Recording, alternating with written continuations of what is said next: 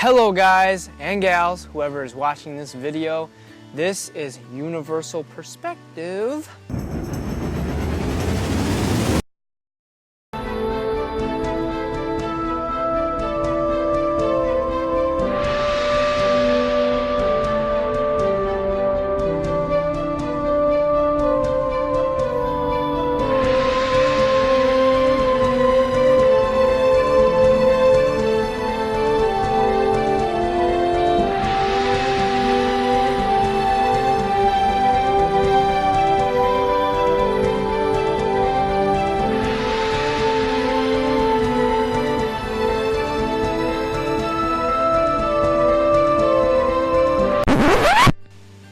And today's video is going to be on the realm of the relative. Now, I want to get you guys familiar with what I'm talking about. So I actually, I got my trusty Webster dictionary today.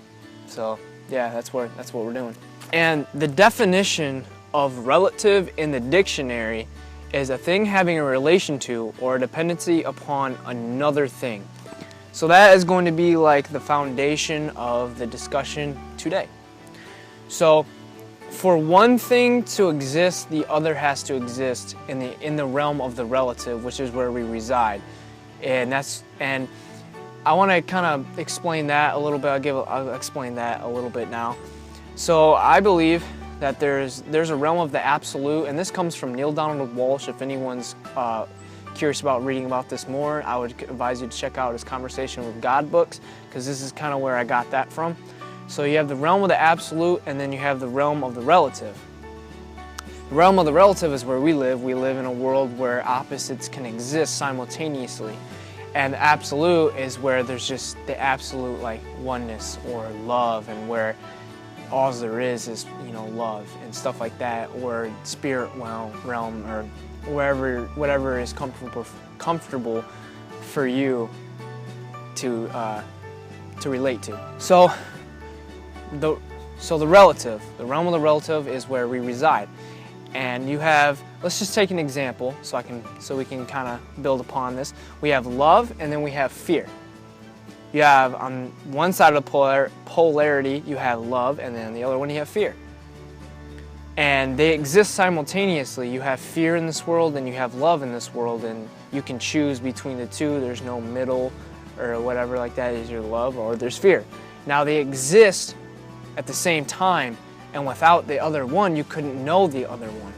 So what do I mean by that? I mean, without love, you couldn't understand and experience fear. If love was all there is, love would just be that you wouldn't know love. You wouldn't understand love, because love would be all there is. You don't have something a reference point outside of love to understand love itself. So that's where fear is. So fear is the opposite end of the spectrum. So fear exists at the same time as love, and allows for you to have the experience of love so that you can understand love and experience it. So fear, without love, you couldn't experience fear either. So fear, oh God, there's a big old bee. So I just ran from a fly because it scared me. So I acted out of fear. It's kind of cool that happened. Say there was just fear. Let's just say that. All you would know is fear. You wouldn't know love, because all there would be was fear. So with love, you can experience, then love comes in. And then love, then now you can experience, if you have a reference point outside of fear, to be able to experience, to know what fear is, if that makes sense. And I'll take another example. Hot and cold. Fairly simple. You have a hot thing, let's take water, hot water and cold water.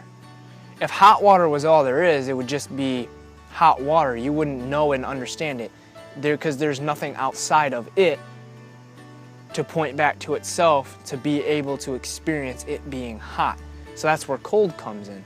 So you have cold that exists simultaneously as the hot water, so that you have hot water, you put your hand in hot water, then you know that it's hot because you have a reference point outside of hot to be able to understand that it is hot. So now I have the cold water. The cold water, I dip my hand in the cold water, and now I know, oh, it's cool, and it's not as hot as the other hot water, and now you know and can experience it being hot. And same with the cold. If all there was cold water, it would just be cold water. You wouldn't know it to be cold because there's nothing outside of itself to be able to point back to itself so that you can experience something other than it being cold. And I truly believe that that's why, one of the reasons why we're here on this beautiful green earth, to experience ourselves as who we really are, but at the same time being able to have the opposite of which we are exist at the same time, so that we can then know ourselves in our own experience, if that made any sense at all. The point of the discussion was to know that without something, without the opposite of the other thing, you couldn't know it and experience it because it wouldn't exist. That, at the very basis of what I discussed, that's what I'm trying to get at. So it's kind of a cool, what do you want to say, contradiction. It's a cool contradiction, so it's almost like everything almost contradicts itself. So that's kind of, that's just something to think about. And I hope you guys enjoyed the discussion. And if you have any questions or comments, I try to make this quicker. And if you have any comments, questions, just put them down there in the comment section below.